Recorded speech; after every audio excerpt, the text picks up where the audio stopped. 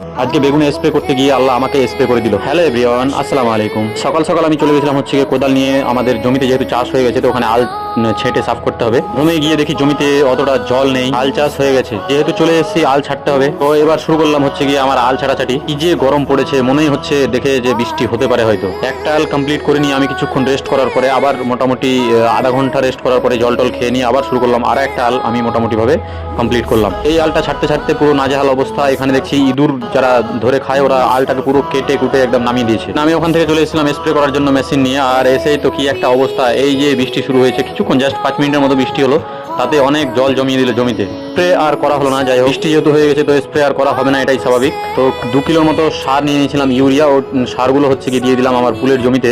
তারপরে ড্রেনগুলো ঠিকভাবে ক্লিয়ার হচ্ছে না, জল নেমে আমি বুঝতে পারছি না কেন জানি। বৃষ্টি মোটামুটি 5 মিনিটের পর ওয়েদার পুরো আবার যেই কার সেই রোদ প্রচুর পরিমাণে উঠে গেছে। আর এই রোদ বৃষ্টির মধ্যে ওয়েদারটা দেখতে অনেক সুন্দর ছিল, জাস্ট ওয়াও।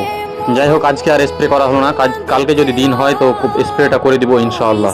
জানি না আমি এই কাজগুলো ঠিকভাবে করতে পারবো কিনা, তবে আলহামদুলিল্লাহ আমি আমার সম্পূর্ণটা দেওয়ার চেষ্টা করছি ইনশাআল্লাহ। ওমা তাওফীক ইল্লা বিল্লাহ। আল্লাহর সাহায্য ছাড়া আমার কোনো সফলতা নেই। ইনশাআল্লাহ আল্লাহ চাইলে আমি একদিন সফলতা পাবোই। বাকি আপনারা ভালো থাকবেন, আমার জন্য দোয়া করবেন, আমার ফসলের জন্য আল্লাহ বারাকা দান করেন। আসসালামু আলাইকুম।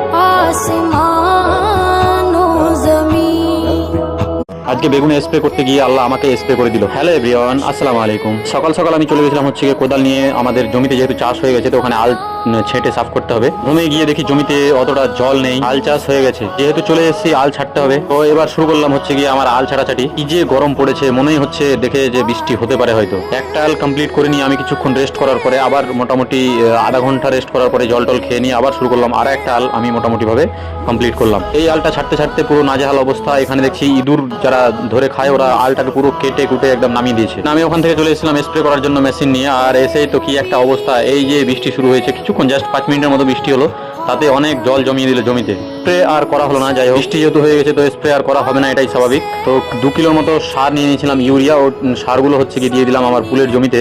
তারপরে ড্রেনগুলো ঠিকভাবে ক্লিয়ার হচ্ছে না, জল নেমে আমি বুঝতে পারছি না কেন জানি। বৃষ্টি মোটামুটি 5 মিনিটের পর ওয়েদার পুরো আবার যেই কার সেই রোদ প্রচুর পরিমাণে উঠে গেছে। আর এই রোদ বৃষ্টির মধ্যে ওয়েদারটা দেখতে অনেক সুন্দর ছিল, জাস্ট ওয়াও। যাই হোক, আজকে আর স্প্রে করা হলো না।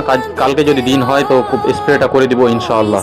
জানি না আমি এই কাজগুলো ঠিকভাবে করতে পারবো কিনা, তবে আলহামদুলিল্লাহ আমি আমার সম্পূর্ণটা দেওয়ার চেষ্টা করছি ইনশাআল্লাহ। ওমা তাওফীক ইল্লা বিল্লাহ। আল্লাহর সাহায্য ছাড়া আমার কোনো সফলতা নেই। ইনশাআল্লাহ আল্লাহ চাইলে আমি একদিন সফলতা পাবোই। বাকি আপনারা ভালো থাকবেন, আমার জন্য দোয়া করবেন, আমার ফসলের জন্য আল্লাহ বারাকা দান করেন। আসসালামু আলাইকুম।